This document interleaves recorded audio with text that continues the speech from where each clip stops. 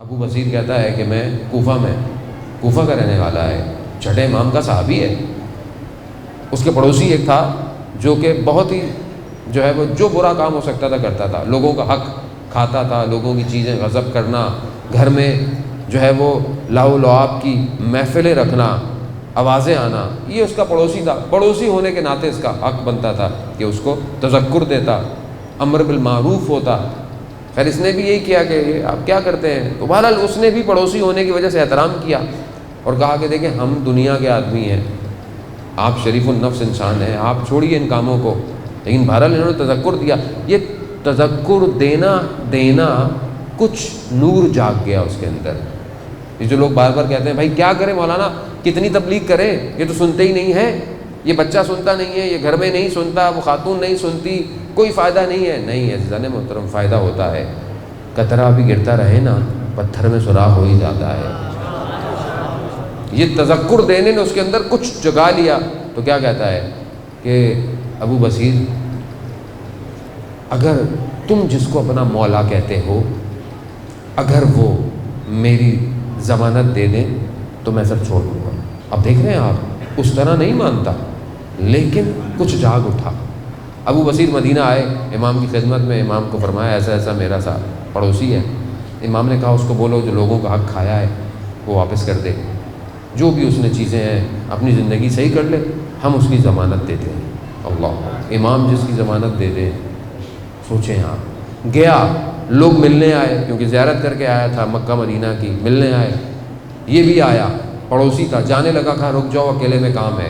جب سب چلے گئے کہا امام نے پیغام بھیجا ہے۔ اب سنا امام نے میرے لیے کہا؟ ہاں۔ امام فرماتے ہیں کہ یہ سب جو لوگوں کا مال کھایا ہے اس کو واپس کر دو، زندگی وہ جو سارے برے کام چھوڑ دو، ہم ضمانت دیتے ہیں۔ کہا صرف کہا۔ تھوڑے دنوں بعد اس نے پیغام بھجوایا کہ میرے گھر آؤ۔ جب گھر گیا تو دیوار کے پیچھے ہے، سامنے نہیں آ رہا۔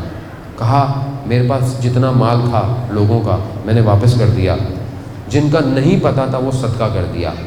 اب یہ حالت ہے کہ میرے بدن پر بھی نہیں ہے، میں تمہارے سامنے نہیں آ سکتا، یعنی جو کچھ تھا میں نے دے دیا کیونکہ حرام تھا، کچھ نہیں ہے میرے پاس۔ اور انہوں نے کچھ انتظام کیا اس کے لیے، حتیٰ بدن سوکھ چکا تھا گریے کر کر کے۔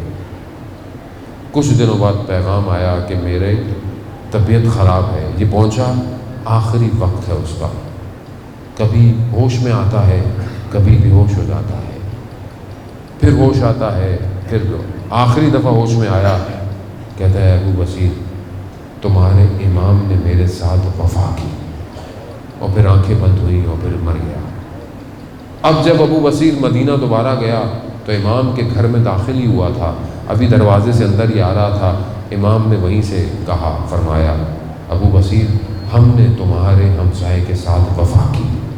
عزیزان محترم، امام کیا مانگ رہے ہیں؟ اطاعت۔ قرآن کیا فرما رہا ہے؟ بسم اللہ الرحمن الرحیم، اطیعوا اللہ واطیعوا الرسول واولی الامر منکم۔ کچھ نہیں، سادی سی بات، اللہ کی اطاعت کرو، رسول کی اطاعت کرو، اولو الامر کی اطاعت کرو، یعنی امام کی اطاعت کرو، کچھ نہیں کہا۔ خب میں اپنی زندگی میں دیکھوں اطاعت کر رہا ہوں کہ میں ہر شخص چاہتا ہے نا اس کے آخری وقت میں مولا کی زیارت ہو۔ بھائی اگر دنیا میں نہیں ہو پائی تو آخری وقت میں تو ہر کوئی چاہتا ہی ہے کہ مولا کی زیارت ہو۔